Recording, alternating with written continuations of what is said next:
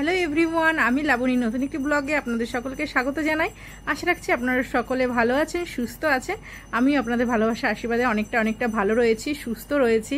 আর যে ব্লগটা আপনাদের সঙ্গে শেয়ার করছি সেটা হচ্ছে সোমবার দিনের ব্লগ।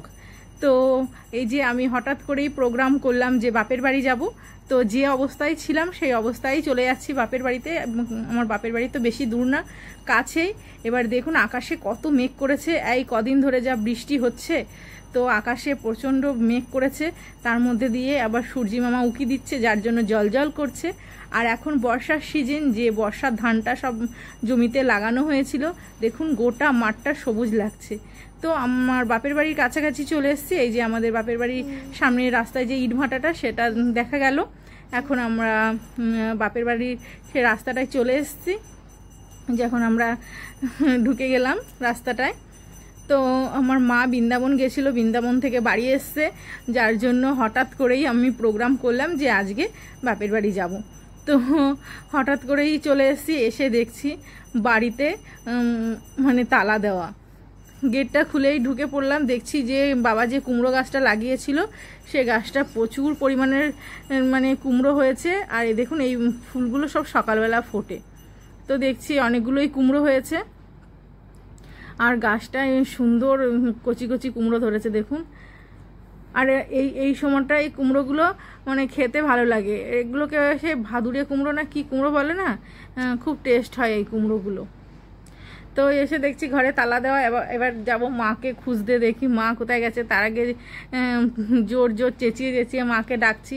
মা অবশ্য শুনতে পাইনি। তা চলে এসে দেখেছি যে মা পাশের বাড়িতে একজনের বাড়িতে কি গীতা পাঠ না কি সেটা শুনছিল। তো মেয়েকে কোলে নিয়ে বাবুকে একটু জড়িয়ে ধরলো। অনেকদিন বাদে দেখা। মা প্রায় 1.5 মাস বাদে বাড়িতে এসছে, বৃন্দাবনে গেছিলো। তো এই গাছে অনেক পেয়ারা হয়েছে, সেখান থেকে আমি 3-4টে পেয়ারা পেরে নিলাম। এই যে পেয়ারাগুলো খেতে খুব মিষ্টি লাগছে। তো এই যে এখন বাড়িতে যাব। তো বাবা বাড়িতে এসে এই যে মা যে উনুনটাতে নিরামিষ রান্না করে, সেই উনুনটা একটু সমস্যা দেখা দিয়েছে। মা বাবা দুজনেই নিরামিষ খায় অনেক দিন আগে থেকেই। তো সেই উনুনটা সমস্যা হয়েছে, বাবা আবার বার করে নিয়ে সেটাকে পরিষ্কার করছে, যে দেখি কি সমস্যা হচ্ছে। তো এটা সন্ধ্যাবেলার দিকে, আমরা তো এসছি প্রায় দুপুর গড়িয়ে। তো এখন সন্ধ্যা হয়ে গেছে, আর বনুও চলে এসছে। বনুর সঙ্গে আমার কথা হয়ে গেছিলো যে ও আসবে। আর এসে তো এরা বদমাইশি শুরু করে দিয়েছে। ওদের তো বদমাইশির আর শেষ নাই। অন্যদিকে বৃষ্টি পড়ছে, জোর ঝমঝম করে বৃষ্টি পড়ছে, আর ওরা খেলনা ছড়িয়ে নিয়ে বসে পড়েছে খেলতে। আর ওদের আর কি কাজ। তো বনু আবার রান্নাঘরে গেছে রান্না করতে। ও বলছে আজকের রান্নাটা, রাতের রান্নাটা আমি রান্না করব। আমি সেই যা তুই আজকে রান্না কর, তারপরে কালকে আমি দেখছি। তো ও ওদের গাছে, ওদের জমিতে অনেক কাঁকরোল হয়েছে, নিয়ে এসেছিল। সেই কাঁকরোল দিয়ে ও ওদের ওখানে অনেক মাছ ধরেছিল, সেইখান থেকে মাছ নিয়ে এসছে, কাঁকরোল নিয়ে এসছে। ওদের জমির কাঁকরোল দিয়ে ও ফ্রিজে রাখা ছিল। মাছগুলো যে ট্যাংরা মাছগুলো বার করে নিয়েছে। তো সেই মাছ দিয়ে কাঁকরোল দিয়ে তরকারি করেছে। আমরা রাতে খেতে বসে গেছি। বাড়ি থেকে মাংস নিয়ে এসেছিলাম, সেই মাংসটা দিয়ে বনুর বর মানে অজিত বাবু সব ওরা খেয়েছে। তারপরে আমরা খেয়ে নিয়েছি। খেয়েটে এই যে এখন বনু বিছানা করছে। আর মাম্মা দিদুনকে বলছে দিদুন হাগিস পরিয়ে দাও, কারণ ও রাতের বেলা বিছানায় টয়লেট করে দেয়, ওর জন্য হাগিস পরিয়ে দিচ্ছে মা। আর এদিকে বনুর বিছানা পুরো রেডি হয়ে গেছে, এখন সবাই মিলে শুয়ে পড়বো। মশারি টানাতে হবে, তো মশারিও টানিয়ে নিয়েছে। আর এদিকে দুষ্টুবুড়ি জোর কান্না শুরু করে দিয়েছে যে ও দিদুনের কাছে শোবে। মা আবার ঘাড়ে পন্ডোলাইটিস আছে, যার জন্য বিছানাতে শুতে পারে না, মাথা ঘুরে নিচেতে শোবে। তো ও কান্না করছে দিদুনের কাছে শোবে, এটাই হচ্ছে ওর বায়না। তো এখন ঘুমিয়ে পড়বো। তো এটা হচ্ছে পরের দিন সকালবেলা ঘুম থেকে উঠেই, আমি অনেক বেলাতে ঘুম থেকে উঠেছি, তখন 7:30 বাজে।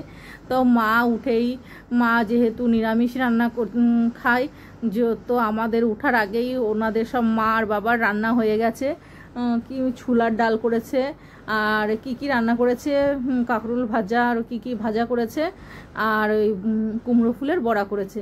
আর আমি এইদিকে দেখছি যে লঙ্কা গাছে ভালোই লঙ্কা হয়েছে, যে বাবা লাগিয়েছিল লঙ্কা গাছে, সেই লঙ্কা গাছগুলোতে ভালোই লঙ্কা হয়েছে।